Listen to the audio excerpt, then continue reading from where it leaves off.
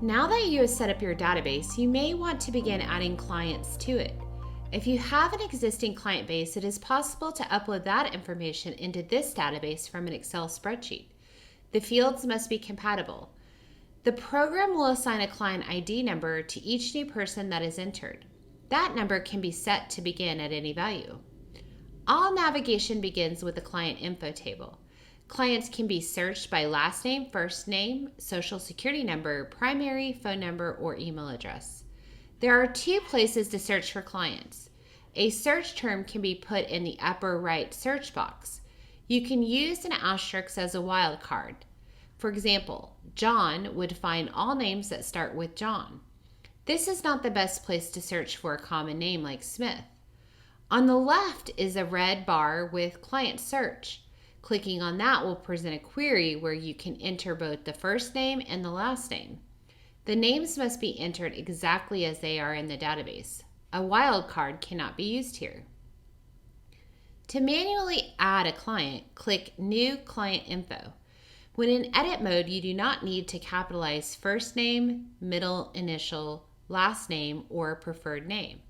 Nor do you need to add the dashes in the social security number or the phone number fields. They will be changed with saving. The preferred name is a required field, so if the client doesn't have a nickname, just enter their first name here. You cannot enter city or state. Those values will be entered after entering the zip code. The city and state entered is the official information from the post office. There are some city names that are allowed as an alternative. If you wish to have those entered instead of the official city, you will need to make the correction in the City State Zips tab. To get there, click More.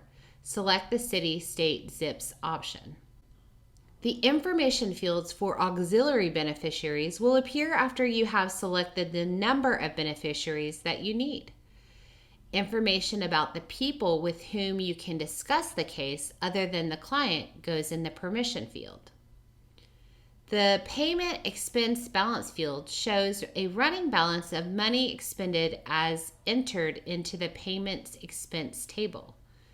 The concept of the database is that every client starts off as a prospect, but not every prospect becomes a client. The status of a person should become client only when you have agreed to represent them and they have agreed to your representation. Once a person's status is changed to client, then the best practice is to immediately create a new SSA case. A new SSA case should be created regardless of whether you have signed the 1696 or other needed documents. The reason is because several reports and alerts are triggered by the SSA case table, not the client info. The client info table is also where you navigate to the SSA cases, payments, expenses, federal, and timetables. The tabs to those tables are located at the bottom of the client info table. It is assumed that most representatives will use a fee agreement to get paid. However, there are times when a fee petition is required, in which case you need to keep track of your time. That is easily done with the Time tab. Click on the Time tab, then New. A new screen will open with the date and time already entered. Enter the task in the note field in the timetable and save. You will go back to the client info table. With the Time tab selected, you will notice the task you just saved with a red stop button. Clicking the stop button enters the time you stopped the task. All time is rounded up in 6-minute increments. A task taking 3 minutes will be recorded as 6, 14 minutes as 18 minutes, etc. That can be changed to real time, 10 or 15 minutes. The Payments Expense tab is where you keep track of expenses and payments related to the client.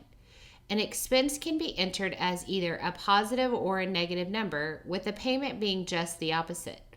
An invoice can be saved with the expense record if desired. If you have questions and for more information, click on the Support tab.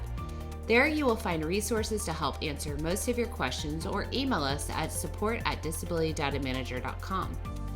For additional how-to videos, you can also subscribe to our YouTube channel. The link can be found at the bottom of our website at disabilitydatamanager.com. Click on Playlists. There you will find all of our how-to videos.